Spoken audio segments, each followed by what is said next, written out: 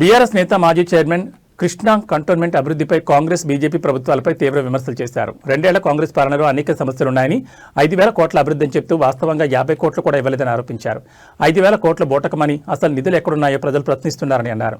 కేసీఆర్ పాలనలో TIMS hospital, MLA నిధులు, బస్తీ దవాఖానాలు, ఉచిత నీరు, పండగలకు బట్టలు వంటి పథకాలు అమలయ్యాయని గుర్తు చేశారు. ప్రస్తుతం కంటోన్మెంట్లో త్రాగునీరు, డ్రైనేజ్, రోడ్ల సమస్యలు తీవ్రంగా ఉన్నాయని పేర్కొన్నారు.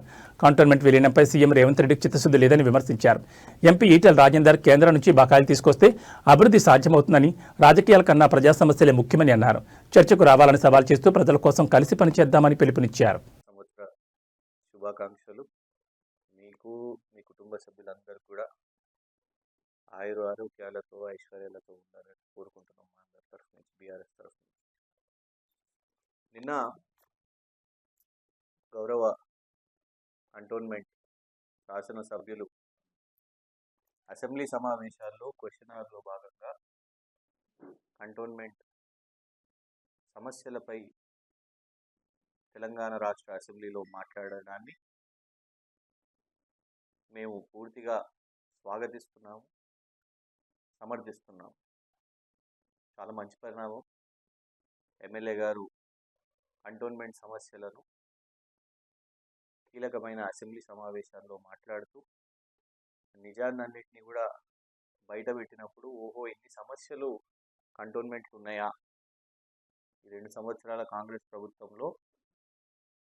ఎందుకంటే సాక్షాత్తు రాష్ట్ర ముఖ్యమంత్రి గారేమో నేను 5,000 కోట్లు ఖర్చు పెడుతున్నా అభివృద్ధి అని చెప్పబట్టి, ఒక్కసారి కాదు, 2 సార్లు కాదు, కొన్ని నెలల నుంచి అయితే దాదాపు ఒక 50 సార్లన్నా విన్నాం ముఖ్యమంత్రి గారి నోటిన 5,000 కోట్ల అభివృద్ధి చేసిన 5,000 కోట్ల అభివృద్ధి చేసిన కంటోన్మెంట్లో అనేసి ముఖ్యమంత్రి రేవంత్ రెడ్డి గారు అంటే, పాపం దాన్ని బట్టబయలు చేసింది ఎమ్మెల్యే గారు.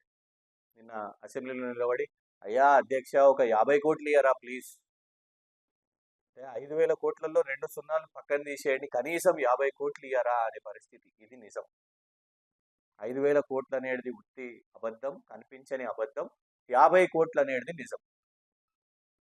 వారే అన్నారు డ్రైనేజ్కి కావాలి, డ్రైనేజ్ సమస్యలు ఉన్నాయి, 50 కోట్లు ఇవ్వండి. కమ్యూనిటీ హాల్లు పూర్తి చేసుకోవాలి, 50 కోట్లు ఇవ్వండి. రోడ్లు వేయాలి, 50 కోట్లు ఇవ్వండి అని వారే అన్నారు కదా. సో వారు అన్నదాన్ని మేము కూడా ఇవాళ బలపరుస్తున్నాం. అంటే 5,000 కోట్లు అనేది కేవలం ఒక బూటకం, ఈ 50 కోట్లు అనేది నిజం. ఈ 50 కోట్లు అంటే 5 సంవత్సరాల్లో కాంగ్రెస్ ప్రభుత్వం 50 కోట్లు అంటే సుమారు 250 కోట్లు వాళ్ళ తరఫు నుంచి మనకు రావాలి. 2 సంవత్సరాలు పోయినాయి. 50 కోట్లు 50 కోట్లు 100 కోట్లు. సరే ఇప్పుడన్నా 50 కోట్లు ఇస్తారా అని మేము కూడా వారితో పాటు కాంగ్రెస్ ప్రభుత్వాన్ని అడుగుతున్నాం. 5,000 కోట్లు ఎప్పుడు వస్తాయో రూమ్లు అవి. ఆ డబుల్ బెడ్రూమ్లు గత ప్రభుత్వమే. ఇంకా పెద్ద లిస్ట్ ఉన్నాయి. అసలు ఇంకా ఉచిత నీళ్ళ పథకం,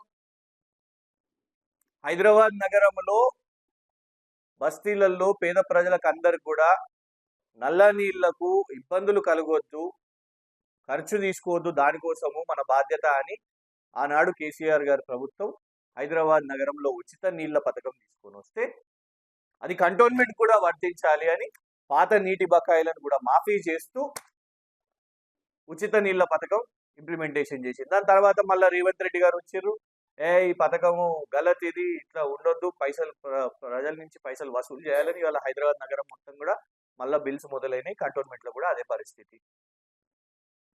ఇవే ఎందుకు?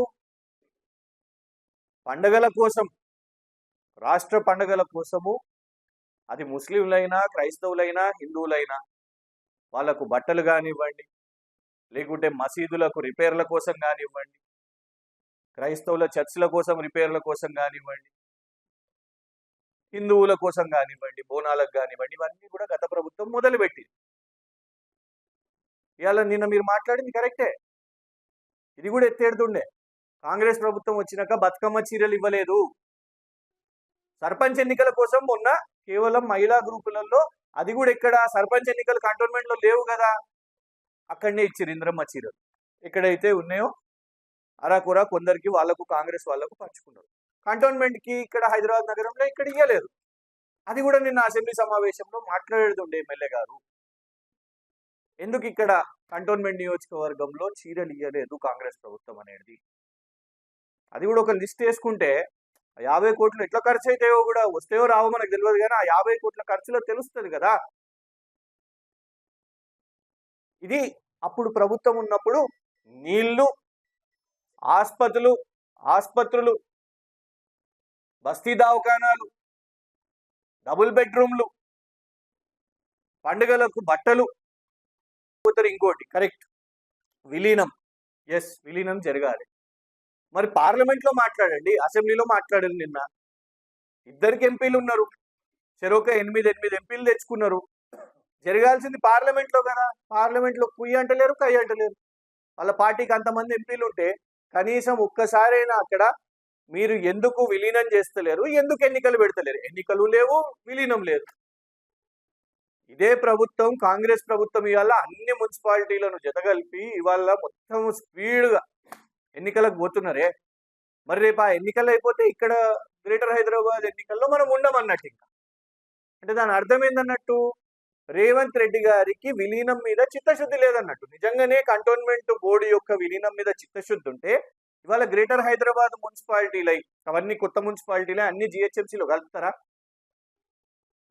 ఆల్రెడీ మీరు ఇవాళ ఎలక్షన్ ప్రక్రియ మొదలు పెడుతున్నారంటే ఇక్కడ మాకు అంతే, ఇంకా అంధకారమే. మళ్ళా 5 సంవత్సరాలు వెయిట్ చేపిస్తారన్నట్టు. అంతే కదా. రేపు ఇప్పుడు మర్జర్ అయిందే అనుకోండి, ఫర్ ఎగ్జాంపుల్ మర్జర్ అయితే మళ్ళా రేపు జిహెచ్ఎంసీ ఎలక్షన్స్, నెక్స్ట్ ఎలక్షన్స్ కోసం 5 సంవత్సరాలు పాసిబులా? అంటే మీరు హుటాహుట్న అక్కడ జిహెచ్ఎంసీ ఎన్నికలు పెడుతున్నారంటే మీకు సమాచారం ఉన్నట్టుంది రేవంత్ రెడ్డి గారికి విలీనం అయితలేదు అని. అందుకే అక్కడ ఎలక్షన్స్ వెళ్తున్నారు. మీరు జిహెచ్ఎంసీ ఎన్నికలకు పోవాలంటే ఇది విలీనం చేయించుకోవాలి, లేదు కనీసం స్పష్టంగా చెప్పాలి, లేదంటే ఇక్కడ మాకన్నా ఎన్నికలు పెట్టాలి. ఎన్ని రోజులండి మాకు ఈ దిక్కుమాలిన పాలన? మమ్మల్ని అనబట్టే మీరు ప్రత్యక్ష రాజకీయాల్లో లేరు కాబట్టి అనుకుని ఎవరు పెద్దలు ప్రెస్ మీట్లు పెడుతున్నారు కదా, ప్రత్యక్ష రాజకీయాలు మీరు ఎప్పుడు పోటీ చేయలేదు. అమ్మా మాకేదో మిమ్మల్ని అనాలని లేదు, మళ్ళా దానికి మహిళలను అంటారా అనేసి.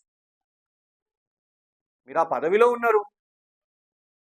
మీకంటే ముందు రామకృష్ణ గారు ఉన్నప్పుడు కూడా అన్నాం, విమర్శను తప్పులు చేస్తున్నప్పుడు ఖచ్చితంగా విమర్శిస్తాం. ప్రజాస్వామ్యంలో మేము వ్యక్తిగత అంశాలు,